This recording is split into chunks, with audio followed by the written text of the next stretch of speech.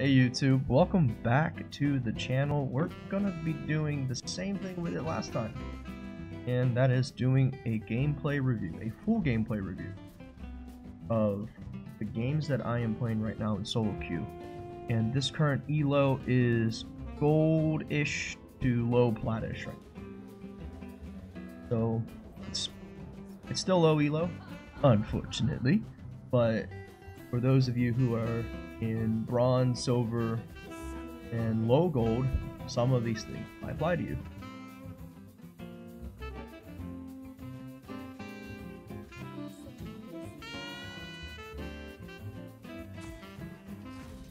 I'm playing Zyra again because I realize I am pretty much just a one-trick pony. I thought I was a two-trick pony with Brand, but I don't know if Brand is just out of the meta right now, or he just sucks compared to Zyra. I don't know, but I'm not having much success with Brand lately as I would like, but I am finding success with Zyra, so I'm just gonna stick with Zyra and see how far I can climb this season. Yeah, that looks so strange, that whatever that Callista passive is.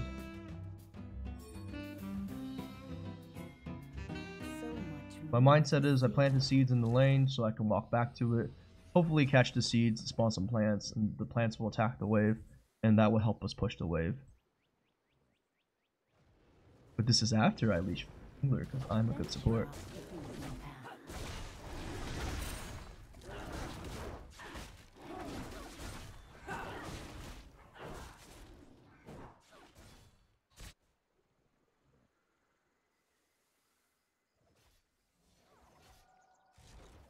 Just a harmless flower.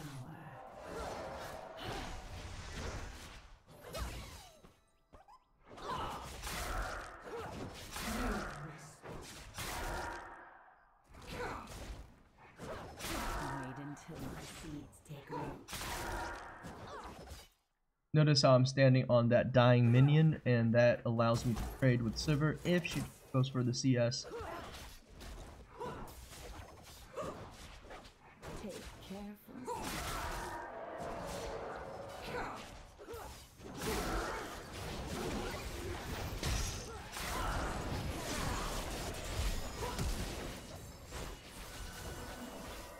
I definitely needed to flash there. But this Callista, wow.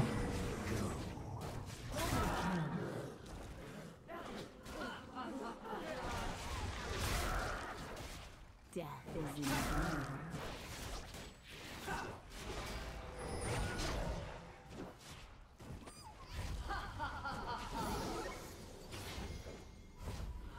That pretty much won us the lane. The ADC getting 2 kills. I actually didn't even notice this during the game. I was wondering why Callista canceled her recall, but apparently Kane almost tagged me right there.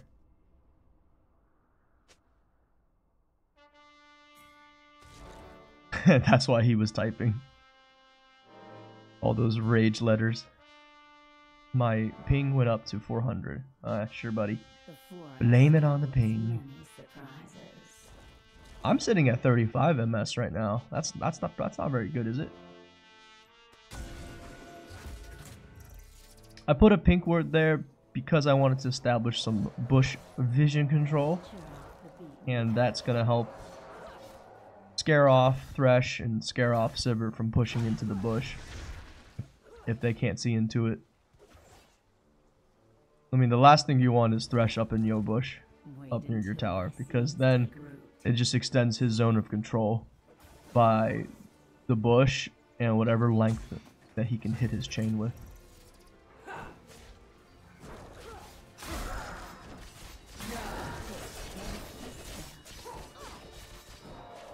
We know Kane just ganked, so, and we have decent vision of the river. I guess this is a good time to push.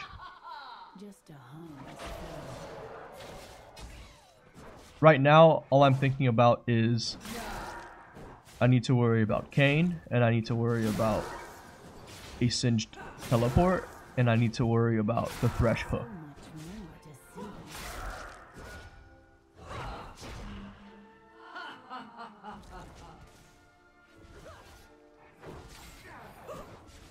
As soon as he misses his hook, I know that hook is on cooldown, so I can play even more aggressive, which is why I'm pushing up and auto-attacking.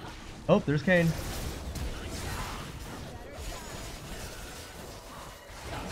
Notice how we stay and fight. It's not because we knew we were going to win. It was more a move out of desperation than anything.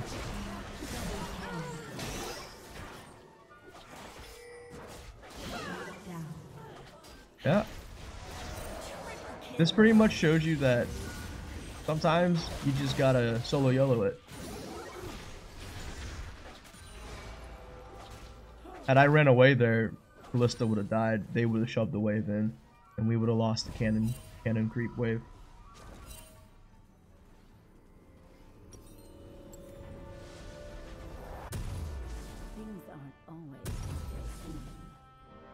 Now I don't shove this wave into the turret because it was a cannon wave, and that would have been much more difficult. It would have taken a lot longer time to shove. And also the wave is, I was mistaken. The minions were even, so it was just going to meet in the middle, but I thought it was pushing back to Ballista. And the way you tell is if there are more minions on the wave, then the wave is going to push where those minions are going. That is a horrible explanation. Let me re-explain.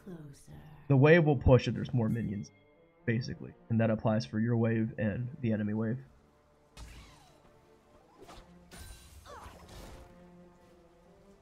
For instance, look at the wave now. We have more creeps, therefore our wave is going to push into their tower. And that's exactly what it's doing. The reason why I hurried the process along was because they were doing dragon. Such a busy one. So I wanted that wave to crash into their tower to keep them occupied. Because let's face it, the enemy bot lane is not going to leave such a juicy wave, gold and EXP, especially the experience, if it's crashed under their tower. So that kind of cements them into place.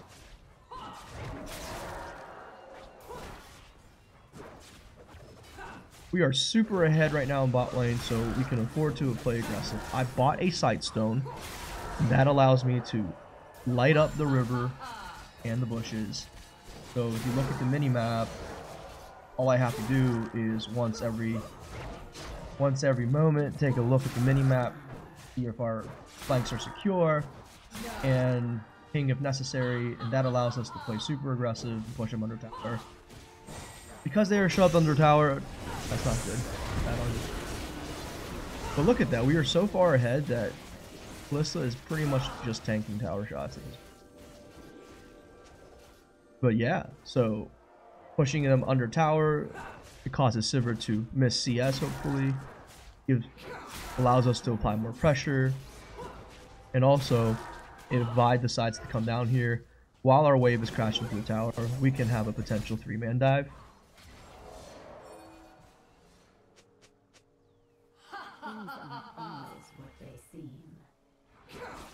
I did notice I made one mistake this game, and that is I should have been warding where Kane could potentially have come out of the wall. Just a harmless flower. So instead of doing these traditional river wards, I should have put a ward by the blasting cone, because Kane likes to slip through walls, and I didn't think about that. Mistake on my part. Come closer.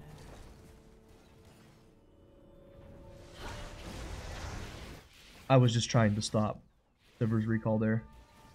An enemy has been slain. The reason why you stop a recall, it's just a time waster. The more time they waste doing nothing, the better it is for you. So always stop recalls if you can. But don't do it if it's too risky. For instance, if Thresh was right next to me, I wouldn't push up stop Zyra's recall because I would just get hooked and die.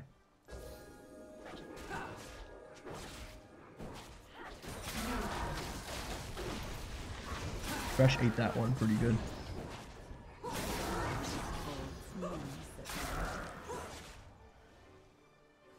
Just pushing the wave into tower. Look at that wave clear on Zyra. My goodness. That's one of the good things about playing Zyra. is that she has tremendous wave creep. So pushing her under tower might not be that effective because she will clear so easily. For someone like, for an ADC like Jhin, because of his reload mechanics, I can see that being an issue because you can only use 4 shots and then you have a period of time where you can't auto attack and you have to use your abilities to see. But for Sivir, all she does is press W, auto attacks, Qs, and the wave is pretty much gone.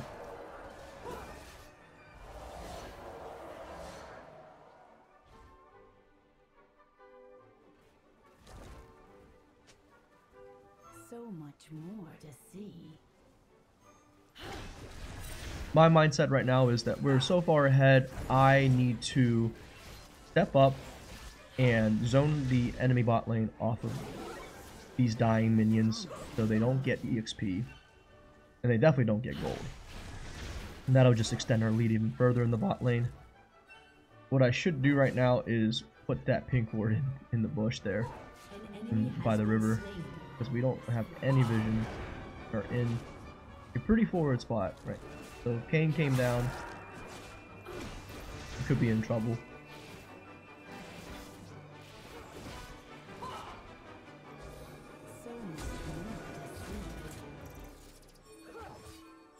Right now I ping for Vi to come dive.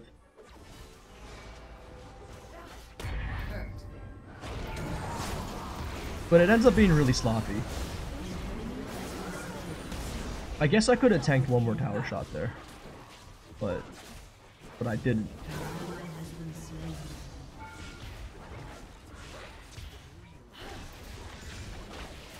Wait until my seeds take root.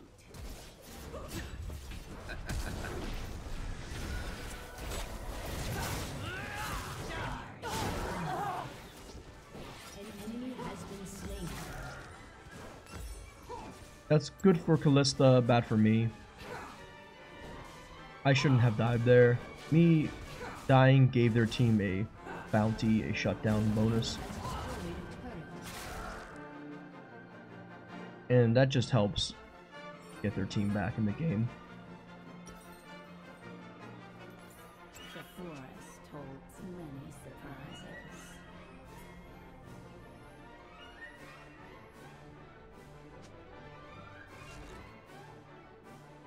The bot lane's first tower is gone. And Kalista and I are super fed. So the idea now is to extend our lead into the other lanes.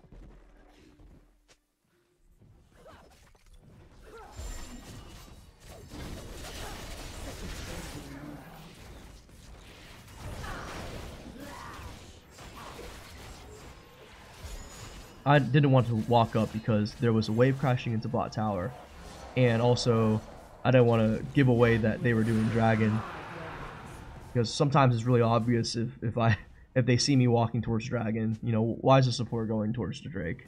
Well, because they're probably doing it. Not to mention they would have spotted me with the ward there too. So what am I thinking right now? I am thinking I need to light up their jungle. So I do. Walk up, put a there, there, go on there, and now pretty much the bottom side jungle for them is our jungle. I mean, anybody walking through that jungle would be seen by wards that I placed. Such a busy world. So before I go rotate to the objective, and the objective right now for me is the mid-tier tower, I make sure I have vision on my flanks. And my flank right now would be their jungle. I see Thresh. If I didn't ward there, I wouldn't have seen Thresh.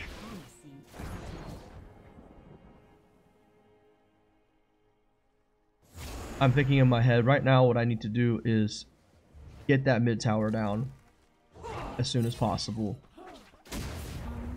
And then make plays in the top side jungle.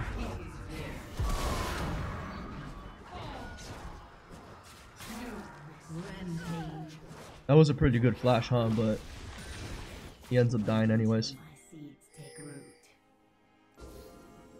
Yeah, the Kalista ultimate always gets me by surprise because I never play with Kalista because that champion is just not popular right now. and wasn't popular in the past. Take I don't think it was popular this season. I might be wrong. So I've never really played with Callistus. I maybe played with Callistus in 3 or 4 games ever. So that when she pulls me in for the ultimate, I always get confused, like what is going on. Maybe that's why we missed the silver, because there was a slight second of delay where I couldn't think, because my brain had to process why I just disappeared off the minimap.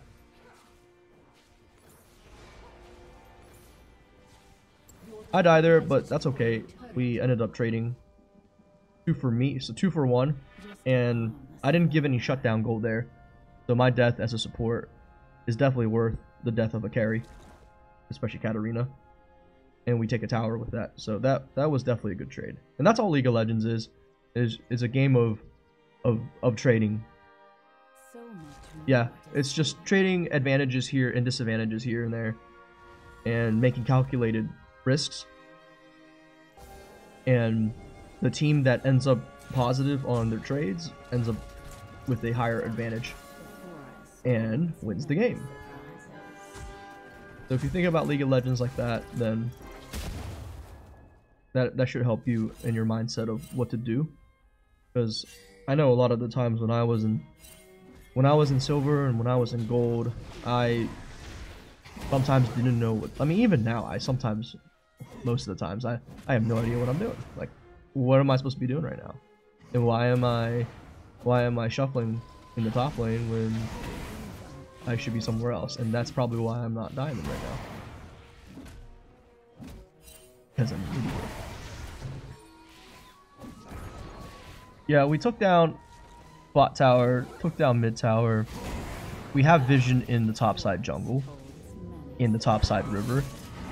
So I assume that would be safe for us to push, because we have the topside river and the topside jungle lit up with vision, and that allows us to safely push the next objective, which is the top tower, and we managed to do that and secure some kills. And right now the game is definitely snowballing in our favor. So barring something dumb that we do as a team, this game is over. All we have to do is group, team fight, and take down an inhibitor, and then rinse and repeat the process, take down the second inhibitor, and go for the win.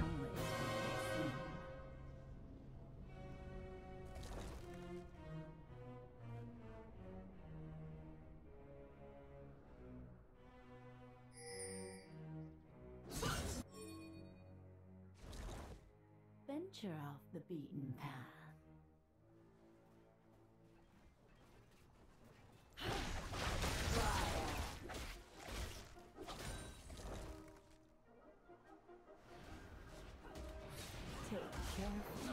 What should I be doing right now? Is the question I am constantly asking myself. And 9 times out of 10, my brain will reply with nothing, because I don't know what I should be doing right now. But if you keep asking yourself, 1 times out of 10, you'll figure something out. Kane gets caught out, and that gives us a... Pretty sure Kane's just feeding at this point. But with that kill, we can take down this tower. Again, I make sure our flanks are secure with vision.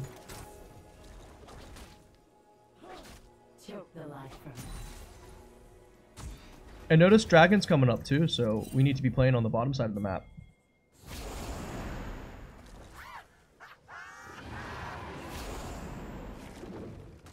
Just a hand.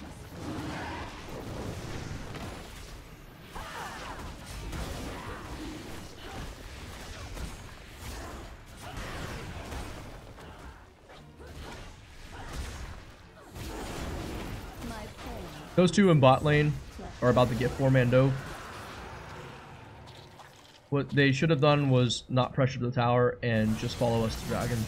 Or reversal, what we should have done was follow them and take down a tower first and then take down Dragon, but I guess it doesn't matter. Not in this elo. I think it might matter higher up you go. I get killed by Singed here. He literally runs me down. I don't know how he did it. Kind of embarrassing. But what can I do? I'm playing in a mobile squishy mage. So my positioning was pretty horrible there.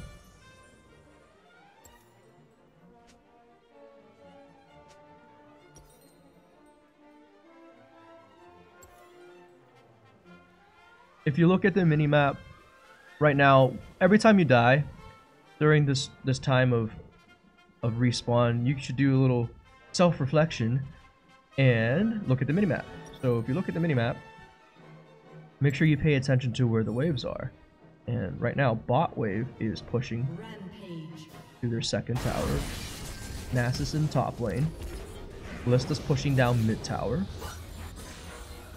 So with that information in mind, the next step is to take a look at all the objectives on the map. So that aren't towers. So the dragon's gone and the Baron is up. That means our next objective should be to vision control the Baron, because we don't want a little Baron sneak here for the enemy team. And that's exactly what I do. The forest told tremendous surprises.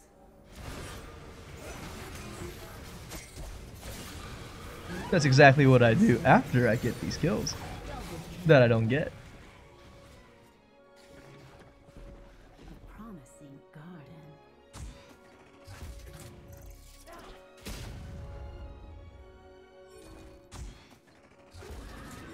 So these are great spots to put wards for top lane. So much more to see. Not so much for Baron control.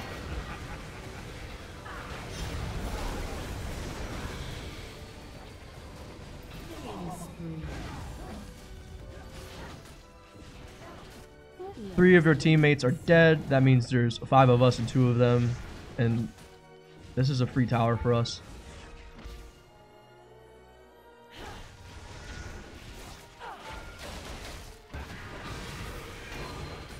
Swain and I, we quickly manage this wave here, and then we take this tower. Our ADC is bot lane, pushing that tower. I may be wrong, but I don't think Kalista should be playing in the bot side because Baron is up. I think the ADC should always play in wherever the next objective lies.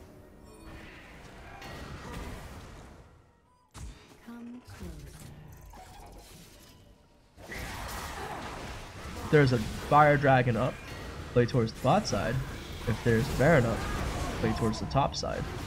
That's like a tongue twister. Okay, we just killed Singed again. He's 1 in 7.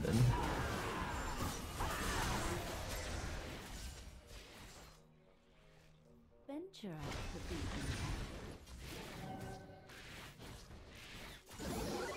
Right now we should not get engaged on because there's only 3 of us in the mid lane.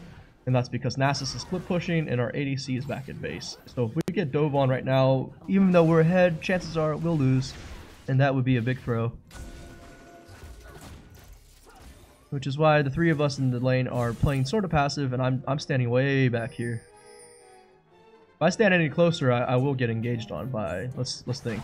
We got Kane, we got Thresh, we got, heck, even Katarina can blink to me.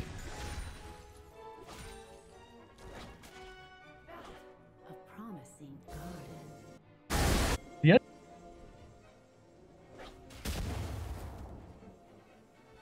An enemy has been slain. Shut down. Has been slain. And that's a mistake on their part. The enemy team didn't take account the global wave picture, and therefore that allowed Vi to sneak a large wave up top and take an inhibitor turret. So you gotta think what's more worth, this bot lane second tier turret or a top lane inhibitor turret. And their entire team rotated bot to catch Susan out.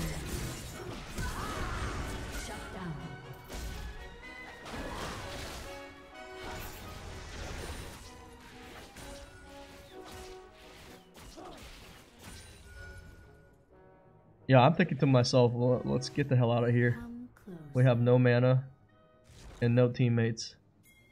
So staying there would be a really bad, poor choice.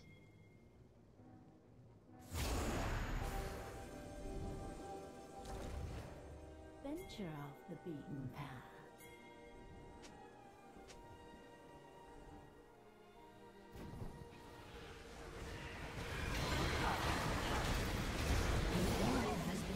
Yes, Such a Singe made a mistake there. He pushed up, I guarantee, without vision, and he pushed up too far. He probably thought he could run away with his speed boost, but yeah, not when you're this far behind.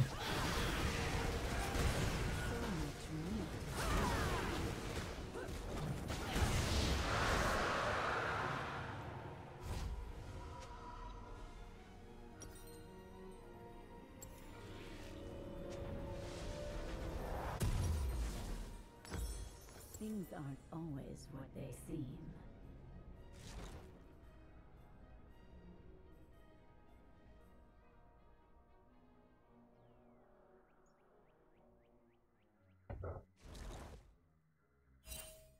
What's the next objective? The next objective would be the Baron, or any of these inhibitor turrets, and even inhibitor itself. Closer. Basically, what we need to do is, as a support, establish vision. Look at that, we caught Katarina out.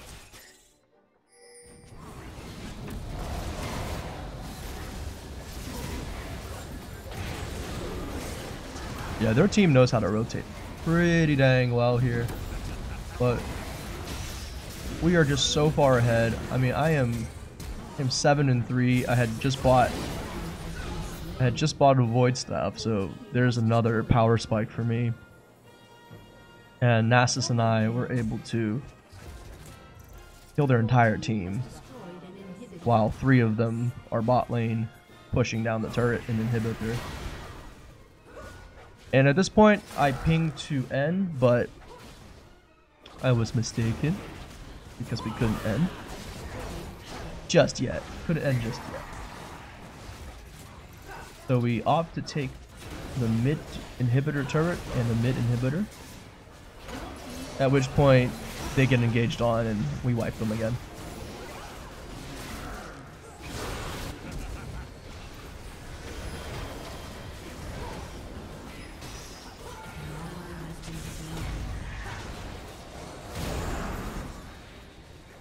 Yeah, again, I was wondering what the heck just happened to my Zyra. I am not on the map. They really are cohesive as 5. All bullshit aside. They're always together. And us, we're always separate. The forest holds many surprises. The next objective right now, after we got 2 inhibitors, is going to be the Baron. And then, so how we win this game is, if you're in silver or gold, and you're in this position right now, at this point in time, all you have to do after you take 2 inhibitors is take a Baron, and if they contest it, turn, kill them. I'm assuming you can kill them in a team fight because you just took 2 inhibitor towers. Get the Baron buff, and then don't go mid, or don't go to any lanes where the wave is already pushing. And by that I mean don't go to a lane that's missing an inhibitor, because your super minions are going to push that wave anyways. So just group on S5 on the lone remaining inhibitor lane and just run it down in whatever lane that is. Generally it's usually one of the side lanes. Nasus is being unkillable, and I catch Katarina out.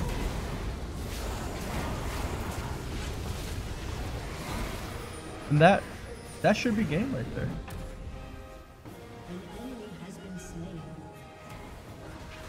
To be honest, we don't even need Baron, but we could just run it down the top lane and win the game.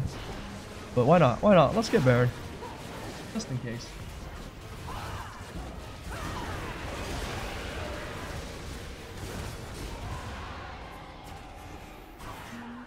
Yeah, at this point I furiously ping for the top inhibitor.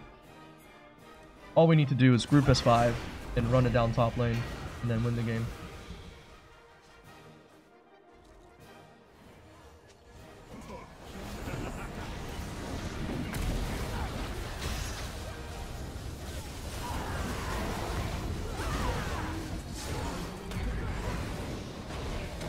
Oh, totally missed there.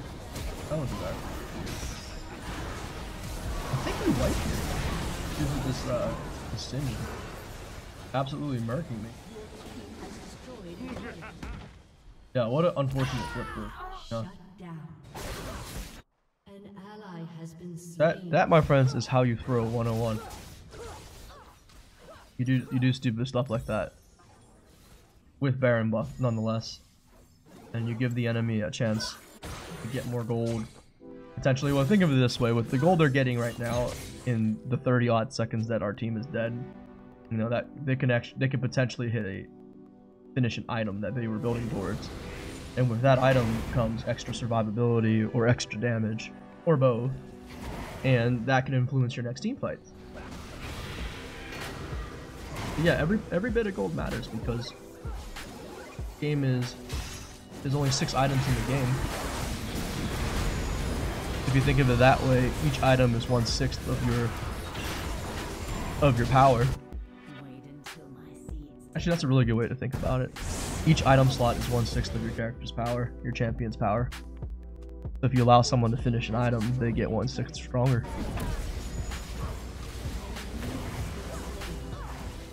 But all this doesn't matter because Swain and Nasus are just OP.